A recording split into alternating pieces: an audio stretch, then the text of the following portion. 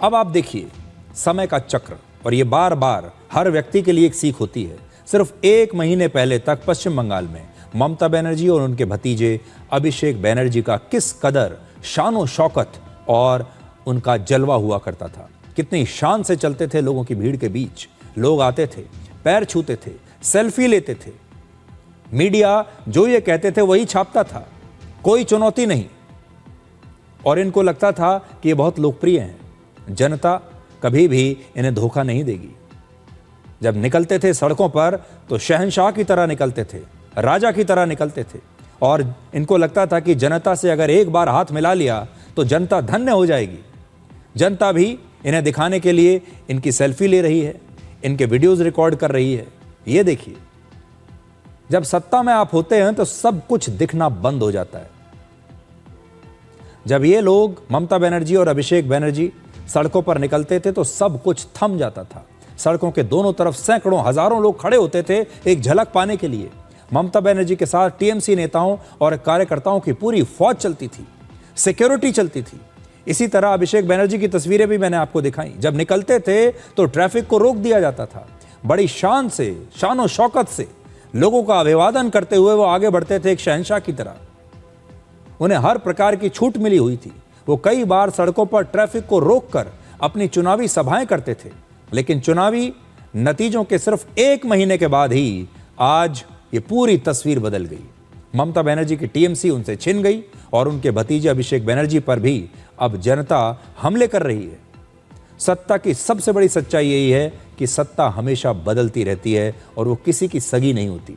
इसलिए सत्ता में रहते हुए अहंकार और घमंड कभी नहीं करना चाहिए, क्योंकि राजनीति में जो आज सबसे शक्तिशाली दिखाई देता है कल वही सबसे बड़ी चुनौती का सामना भी कर सकता है। ये सबके लिए सीख है। अब देखिए, ऋतव्रत बनर्जी, ये नया नाम है जो बार बार आपको सुनने को मिलेगा, जिसने ममता बनर्जी से ये पार्टी छीन ली। उनकी सबसे खास बात यह है कि जब पश्चिम बंगाल में सीपीआई सत्ता में थी तब वो सीपीएम में थे।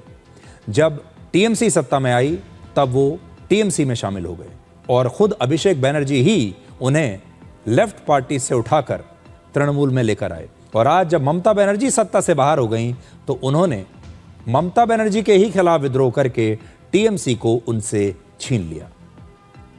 जिस ममता बनर्जी के बिना उनकी पार्टी टीएमसी में एक पत्ता भी नहीं हिलता था, आज उनकी पूरी पार्टी ताश के पत्तों की तरह बिखर गई है।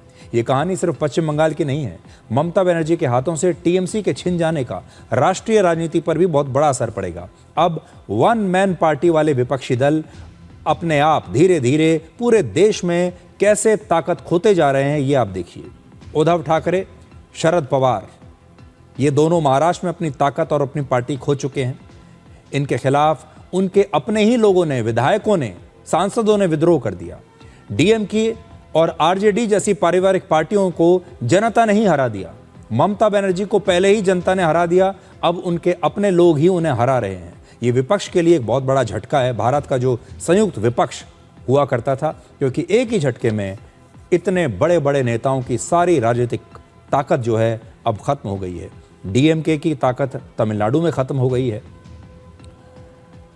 एनसीपी यानी शरद पवार की ताकत महाराष्ट्र में खत्म हो गई है। इसी प्रकार से उद्धव ठाकरे की ताकत वहां पर खत्म हो गई है। आरजेडी की ताकत, लालू यादव के परिवार की ताकत अब बिहार में समाप्त हो चुकी है। और धीरे धीरे आप देखिए कैसे विपक्ष कमजोर होता जा रहा है। अब जरा पश्चिम बंगाल का इतिहास देखिए। वहां की सत्ता का इतिहास यही है कि जो पार्टी एक बार सत्ता से बाहर गई वो फिर दोबारा सत्ता में कभी वापस नहीं आई। 1947 से लेकर 1977 तक लगभग 30 वर्षों तक कांग्रेस का शासन पश्चिम बंगाल पर रहा।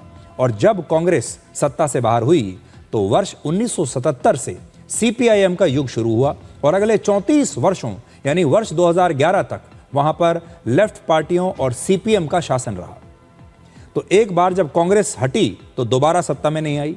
और जब सीपीएम का शासन था, जिस दौरान ज्योति बासु और बुद्धदेव भट्टाचार्य मुख्यमंत्री रहे, जब ये लोग 2011 में हारे तो उसके बाद ये दोबारा कभी वापस नहीं आए ये पार्टी। और लेफ्ट के बाद अब 2011 से 2026 तक 15 वर्षों तक ममता बनर्जी का शासन रहा और अब टीएमसी सत्ता से बाहर है।